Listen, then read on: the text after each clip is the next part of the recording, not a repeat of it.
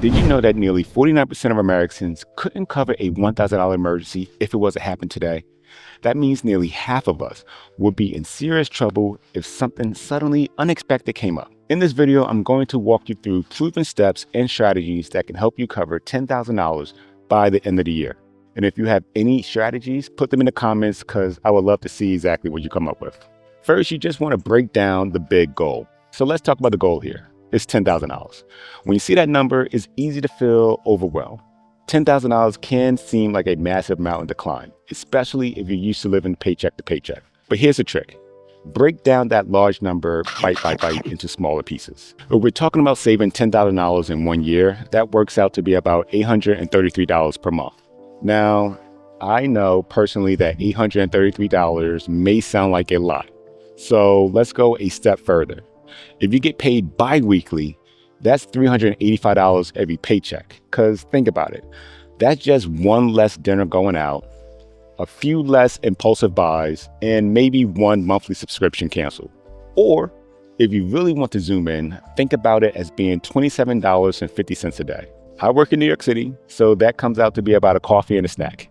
But by breaking it down into daily, bi-weekly, or monthly chunks, it starts to feel a lot less daunting and more doable. Now, go ahead, grab a piece of paper and write this down.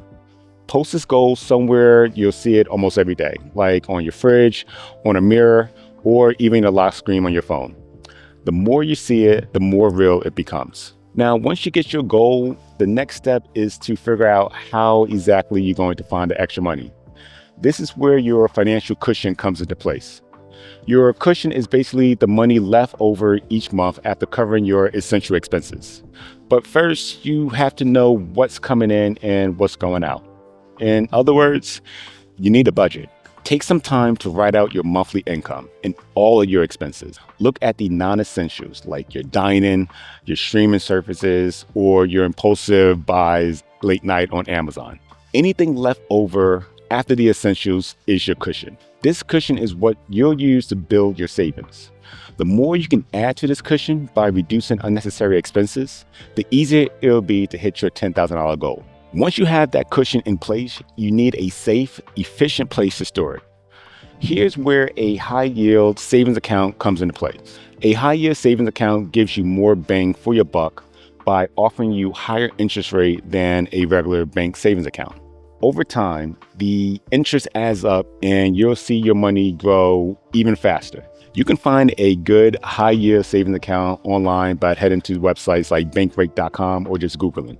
And the best part is you can do this all from your couch. Just search for a high-yield savings account, compare a few options, and choose one that is FDIC insured. That means your money is safe.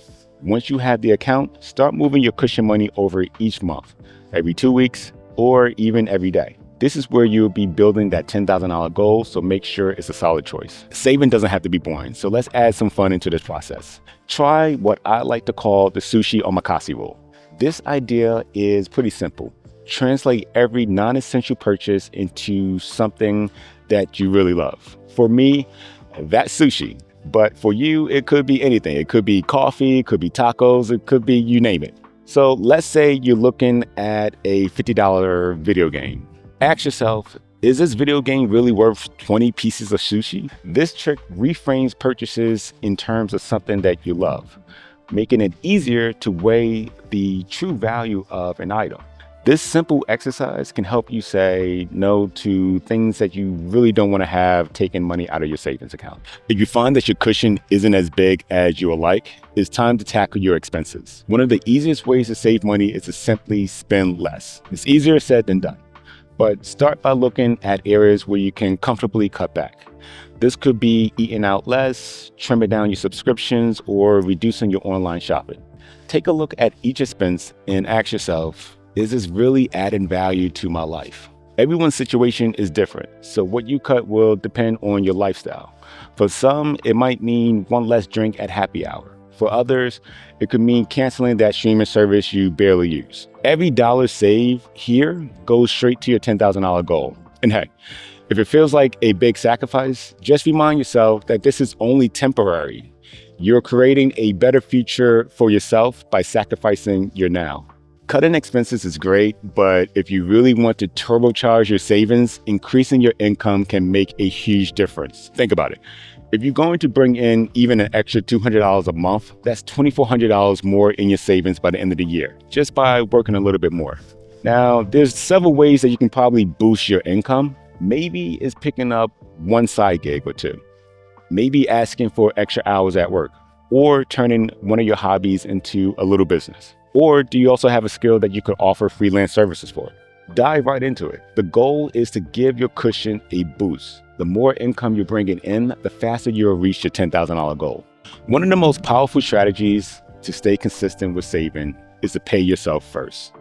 Set up an automatic transfer to move fixed amount of money to your high yield savings account every time you get paid. So treat that $833 a month or $385 bi-weekly as a bill. Only this bill is paying your future self. The beauty of this is that you don't have to think about it. Once it's all set up, it happens automatically, which makes savings more effortless. You're also building a habit that will serve you later in life, prioritizing yourself and your financial future. By paying yourself, you're making sure that savings grow over time and constantly, month after month after month. Staying motivated is key when you are trying to work towards this $10,000 goal. The Wealth Triangle Rule is a powerful way to track your progress and to stay inspired. It's based off a simple formula. By multiplying your age by your annual pre-tax income, then divide that by 10, that's the target net worth you should be aiming for. Let's say you're 30 and making about $50,000 a year. Multiply 30 by 50,000, which gives you about 1.5 million. Divide that by 10 and you get 150,000. This rule gives you a benchmark of knowing whether you are on track or you need to step up your game. If your net worth is below that number, use it as motivation to push yourself a little harder. Seeing tangible progress towards a wealth goal can be truly inspiring. Temptations are everywhere, and one of the easiest ways to derail your savings is by falling to these tempting sales and promotions. To avoid this, set up a separate email account just for marketing emails from brands. Anytime you shop online or in-store and they ask for your email, just give them that dummy email address. Now you won't have to see exclusive sales or flash deals every time you check your email. But if you do want to go shopping, say on Black Friday, just log into that email, see what deals are waiting, and buy what you want. It's a simple trick, but it keeps you from doing all those impulsive buys. So now you have the tools for this $10,000 strategy to make it this year. Whether you started from scratch or already have some savings, these steps will help you hit your goal a lot quicker. Remember, you don't have to implement everything everywhere all at once. All you have to do is just start small, stay consistent, and keep the end goal in mind with each passing month. You'll get closer and closer to that $10,000. If you found this video helpful, give it a thumbs up and consider subscribing. And hey, share this video with your friends or family members who are also looking to improve their financial situation. Let's make this year the year you take control of your finances. You got this. I believe in you, but believe in yourself. And I'm cheering for you every step of the way. Till next time, peace.